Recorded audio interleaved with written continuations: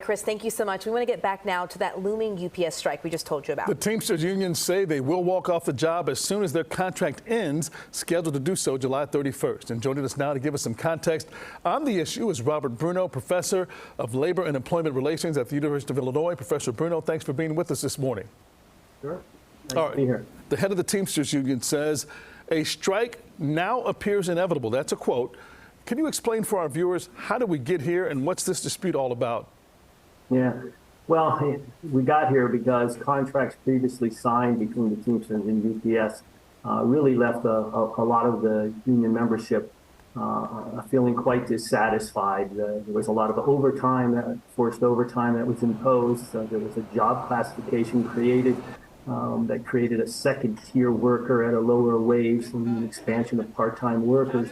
At the same time, the company is reporting enormous profits. So there was really a lot to get at in this contract. And when you have to get at a lot of issues, then a lot of compromise is necessary. A lot of proposals are going to happen, and it can take some time to reach a resolution. And on the biggest points, really the ones that have to do with compensation, the parties are still fairly far apart. So we're on the precipice of this historic national strike.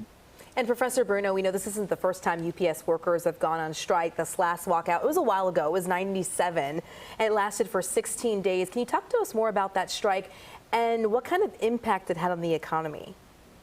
Yeah, so the strike in 97 really was a watershed strike in that the Teamsters argued that UPS was moving towards a lot of part-time work, and that this was reflective of the larger U.S. economy, that we were moving away from stable, middle-class, full-time jobs. And so the strike was, on the part of the Teamsters, an attempt to create more full-time employment. And again, it was a very difficult, acrimonious negotiations, and it ended up being a two-week strike. The Teamsters end up winning on nearly every one of the provisions, and the impact on the economy was significant. Even at that point, UPS was carrying a lot of packages. They were moving a lot of freight. They played a significant role in the overall GDP in the economy, and there was a lot of impact on other businesses. The supply chain was impacted also. The other interesting thing about it, the after effect of the strike is that Teamsters saw an increase in organizing and membership. And I think something that's important in this strike is we have to keep an eye on Amazon.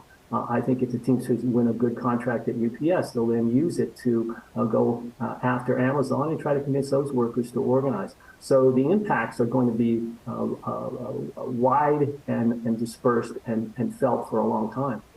Especially in our e-commerce society. Very quickly, we have this possible UPS strike. We have actors possibly joining the Writers Guild strike in Hollywood. Seems like organized labor is in the middle of resurgence. Is this so-called union boom real? Yeah, great question.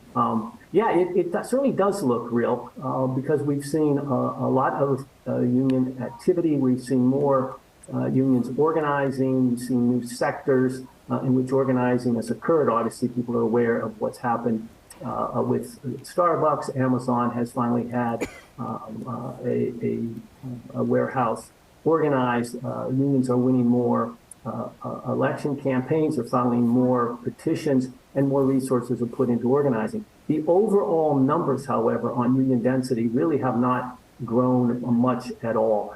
They have increased a bit here in Illinois, so it remains to be seen just how substantial there is, but there is clearly a lot of dynamic energy in the labor movement. And not only here in this UPS negotiation, but we've got the big auto workers negotiation, and we could be seeing a national strike of the auto industry also looming in the not too distant future. So this may be a moment in which you see renewal genuinely taking place. Professor Bruna, thanks for your insight. We appreciate it. Thanks. It's a pleasure being on the program.